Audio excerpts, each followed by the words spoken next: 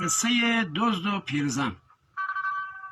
پیرزن زرنگی در کلبه قشنگی کنار جنگل و رود که دور از آبادی بود، بی کس و کار و تنها، دور از همه آدمها، با شور و شادمانی میکرد زندگانی.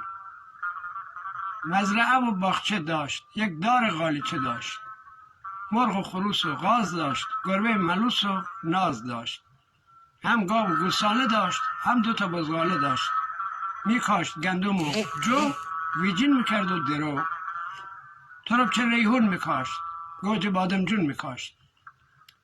هر هفته روزی یک بار سبزی میبرد به بازار، داد و ستد مینمود، جنساش رو رد مینمود. یک روز که توی بازار میشمرد پول بسیار، دست توی جیبش میبرد ای پولاش میشمرد، یک دل دزد پلید نقشه شومی کشید.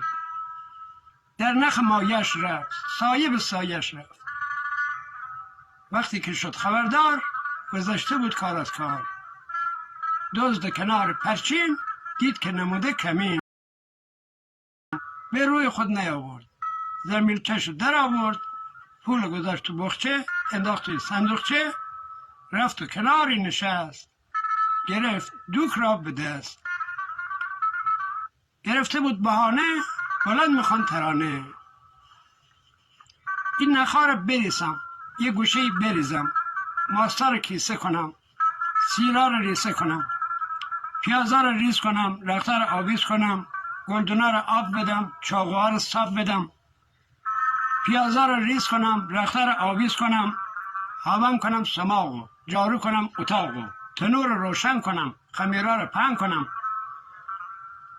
اون نخا را بتابم، بعداً برم بخوابم.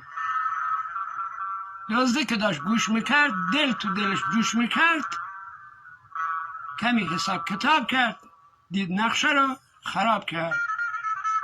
اون نمیخواد بخوابه، بره پولاش رو بقاپه.